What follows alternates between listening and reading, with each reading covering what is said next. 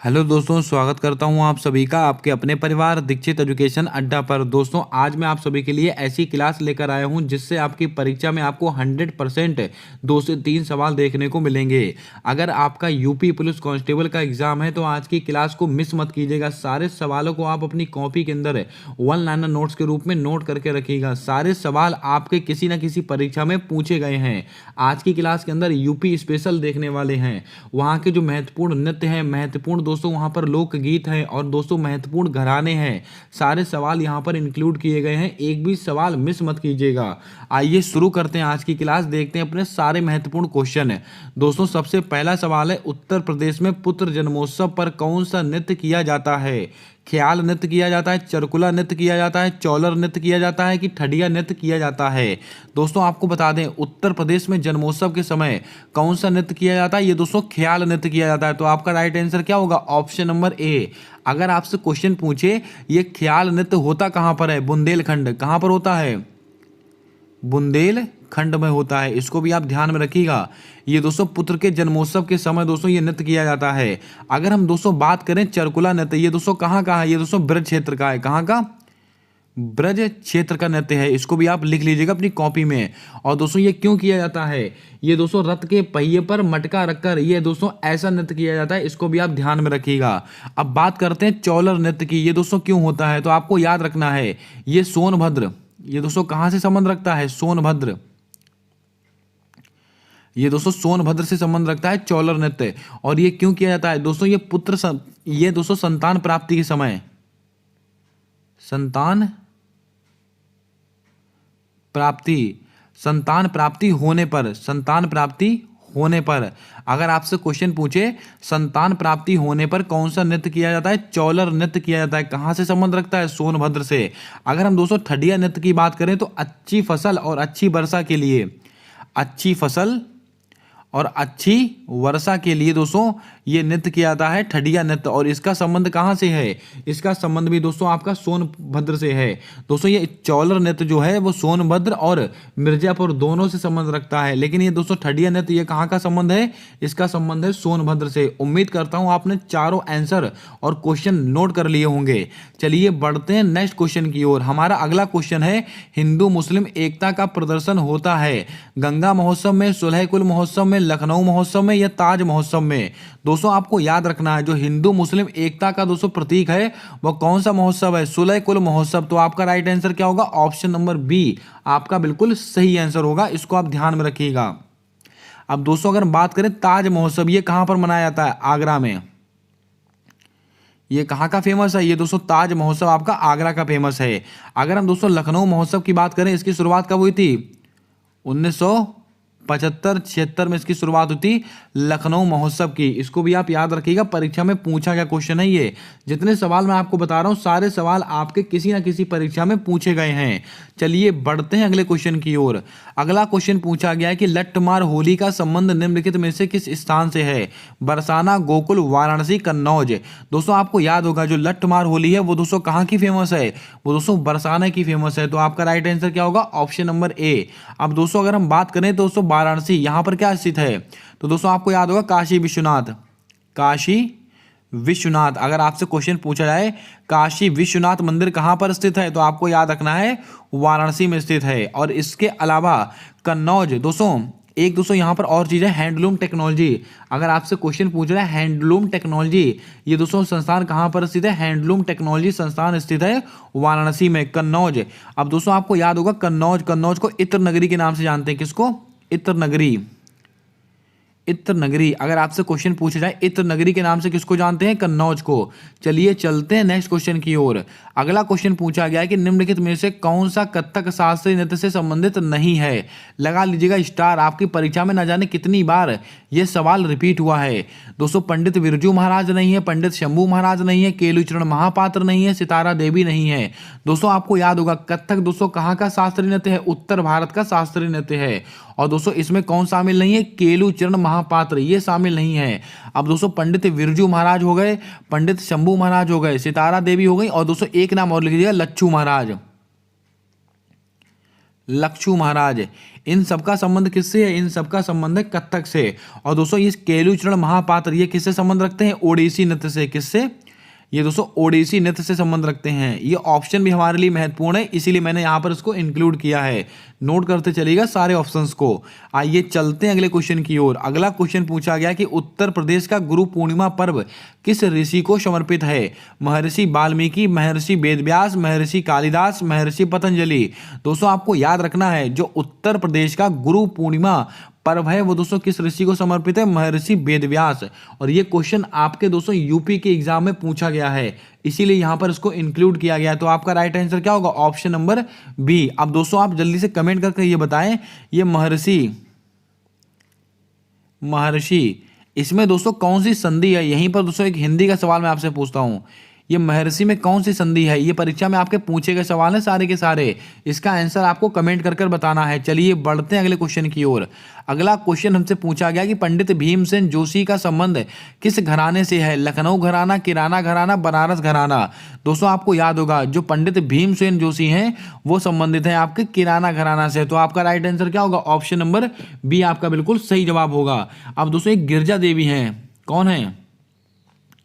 गिरिजा देवी, इनका संबंध किससे? इनका संबंध दोस्तों आपके बनारस घराना से है। और ये क्वेश्चन आपसे पूछा गया है। लखनऊ घराना, पंडित बिरजू महाराज, इनका संबंध किससे है? लखनऊ घराने से संबंध रखते हैं पंडित बिरजू महाराज। अगर क्लास को आप पहली बार देख रहे हो तो क्लास को लाइक कर देना। चैनल पर पहली बार आए हो तो चैनल को सब्सक्राइब कर बेल वाला आइकन ध्यान से दबा लेना, ताकि आने वाली सारी क्लासेस के अपडेट्स आप तक आसानी से पहुंचते रहें। आइए चलते हैं नेक्स्ट क्वेश्चन की ओर। अगला क्वेश्चन पूछा गया कि उत्तर प्रदेश शासन ने संगीत रत्न पुरस्कार किसकी स्मृति में प्रारंभ किया?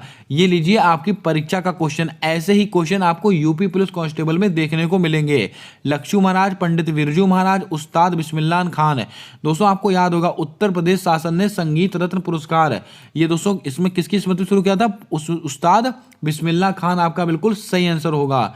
अब बिस्मिल्लाह खान दोस्तों किससे संबंधित है? तो आपको याद होगा, ये दोस्तों आपके बांसुरी वादक से संबंधित हैं। जल्दी से बता दोस्तों किससे संबंधित है? बांसुरी वादक से संबंधित हैं। माफ कीजिएगा, ये दोस्तों तबला वादक हैं। कौन है? तबला वादक हैं। बांसुरी वादक दोस्तों हरिप्रसाद चौरसिया हैं। दोस्तों उस्ताद बिस्मिल्लाह खान ये तबला वादक हैं। तबला वादक एक और हैं, जाकिर हुसैन। कौन? जाकिर हुसैन। दोस्तों ये बिस्मिल्लाह खान थोड़ा सा कंफ्यूजन बना हुआ है, जल्दी से बताइए किससे संबंधित है? एक तो दोस्तों अल्लाह रखा खां, तबला से नहीं होंगे, ये जाकिर हुसैन और अल्लाह रखा खां ये दोनों हैं तबला से। जाकिर हुसैन और अल्लाह रखा खां, अल्लाह रखा खां, जाकिर हुसैन और अल्लाह रखा खां, इन दोनों का संबंध किससे? तबला वादक हैं। और ये उस्ताद बिस्मिल्लाह खान किससे संबंधित है? आई थिंक ये शहनाई वादक हैं। सही रहा, शहनाई वादक। बिस्मिल्लाह खान कौन है? ये दोस्तों शहनाई वादक हैं। इसको नोट कर लीजिएगा, बहुत अच्छा क्वेश्चन है, परीक्षा में रिपीट हुआ क्वेश्चन है। आइए चलते हैं अगले क्वेश्चन की ओर। अगला क्वेश्चन पूछा गया है कि प्रसिद्ध नैमिषारण्य तीर्थ स्थल किस शहर में स्थित है? सीतापुर, वाराणसी, मथुरा, आगरा। दोस्तों याद रखिएगा, जो प्रसिद्ध नैमिषारण्य, इसको नीमसार के नाम से जानते हैं, वो दोस्तों किस शहर में स्थित है? सीतापुर में स्थित है। तो आपका राइट आंसर क्या होगा? ऑप्शन नंबर ए बिल्कुल आपका सही आंसर हो जाएगा, इसको आप ध्यान में रखिएगा। आइए बढ़ते हैं अगले क्वेश्चन की ओर। अगला क्वेश्चन पूछा गया कि लखनऊ महोत्सव कब प्रारंभ हुआ था? ये सवाल मैंने अभी आपको बताया था। लखनऊ महोत्सव कब प्रारंभ हुआ था? 1975 से 1976 में। तो आपका राइट आंसर क्या होगा? ऑप्शन नंबर ए आपका बिल्कुल सही आंसर होगा। चलिए बढ़ते हैं अगले क्वेश्चन की ओर। निम्नलिखित में से उत्तर प्रदेश का एक लोकगीत नहीं है? 13 ताल, बिहरा, चैती, ढोला। ये भी क्वेश्चन आपकी परीक्षा में पूछा गया है। दोस्तों याद रखिएगा, उत्तर प्रदेश का एक लोकगीत कौन सा नहीं है? तो ये 13 ताल नहीं है। तो आपका राइट आंसर क्या होगा? Option number A. ये दोस्तों बिहरा हो गया, चैती हो गया, ढोला हो गया, ये सबके सब कहां से संबंध रखते हैं? उत्तर प्रदेश से। कहां से? उत्तर प्रदेश से। लेकिन ये 13 ताल ये दोस्तों कहां का है? ये आपका राजस्थान का है। ये आपका राजस्थान का है, इसको भी आप ध्यान में रखिएगा। आइए चलते हैं अगले क्वेश्चन की ओर। सारे क्वेश्चन आपकी परीक्षाओं में पूछे गए हैं, नोट करते चलिएगा। कंपिल मेला किस धर्म से संबंधित है? बौद्ध धर्म, जैन धर्म, ईसाई धर्म, मुस्लिम धर्म। दोस्तों जो कंपिल मेला है वो किस धर्म को समर्पित है? वो दोस्तों आपका जैन धर्म से समर्पित है। तो आपका राइट आंसर क्या होगा? Option number B. अब दोस्तों जैन धर्म से बनने वाले कुछ महत्वपूर्ण क्वेश्चन जो आपको याद रखने हैं, जैसे कि अगर आपसे क्वेश्चन पूछा जाए जैन धर्म के पहले तीर्थंकर, जैन धर्म के पहले तीर्थंकर और या फिर इसके संस्थापक, आप कई बार कंफ्यूज हो जाते हैं महावीर स्वामी में, तो दोस्तों कंफ्यूज मत होइएगा। जैन धर्म के पहले तीर्थंकर बोले या संस्थापक बोले? जैन धर्म के तीर्थंकर बोले या आपके संस्थापक बोले? इन दोनों का आंसर क्या है? ऋषभदेव। ऋषभदेव। और इनका प्रतीक चिन्ह क्या है? सांड। इसको भी आप लिख लीजिएगा, परीक्षा में आए हुए क्वेश्चन है। जैन धर्म के 23वें तीर्थंकर कौन है? 23वें कौन है? पार्श्वनाथ। कौन है? पार्श्वनाथ। और इनका दोस्तों प्रतीक चिन्ह क्या है? सांपों के देवता इनको माना था, सांप, सर्प। अब दोस्तों 23 जैन धर्म के 24वें तीर्थंकर कौन है? 24वें है आपके महावीर स्वामी जी, महावीर स्वामी जी। और दोस्तों इनका प्रतीक चिन्ह क्या है? सिंह यानी कि शेर। और जैन धर्म के 22वें कौन है? 22वें अरिष्टनेमी है 22वें तीर्थंकर। और दोस्तों इनका वो कौन सा है? इनका प्रतीक चिन्ह इनका है शंख। इसको भी आप लिख लें। ये सारे क्वेश्चन किसी न किसी परीक्षा में पूछे गए हैं। और जैन धर्म में दोस्तों आपको याद होगा, जो भगवान महावीर स्वामी हैं, इनको दोस्तों क्या कहा गया? इनको दोस्तों जिन के नाम से जाना जाता है। किस नाम से? इनको कहते हैं जिन। और जिन का अर्थ क्या होता है? जिन का अर्थ होता है आपका विजेता। और महावीर स्वामी के बचपन का क्या नाम था? वर्धमान। अब दोस्तों आपको एक क्वेश्चन मैं देता हूं, उसका आंसर आपको कमेंट करके बताना है।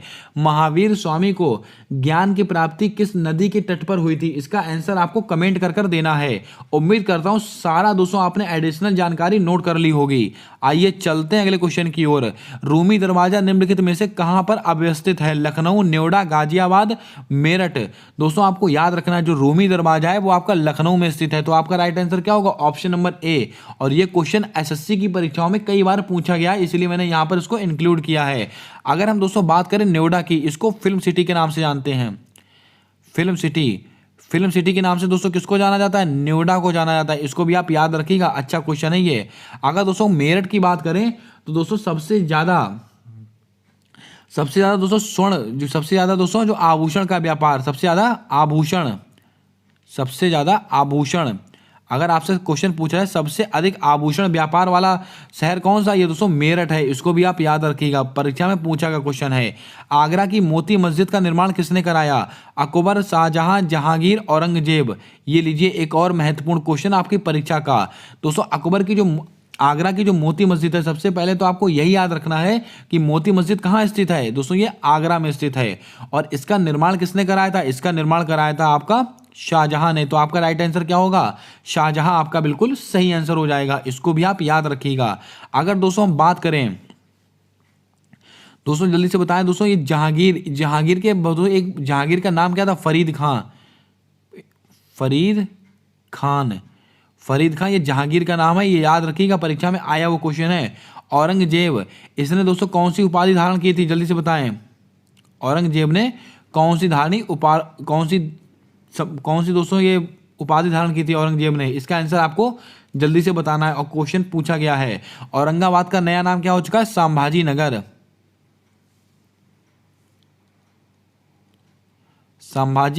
नगर औरंगाबाद का नया नाम हो चुका है।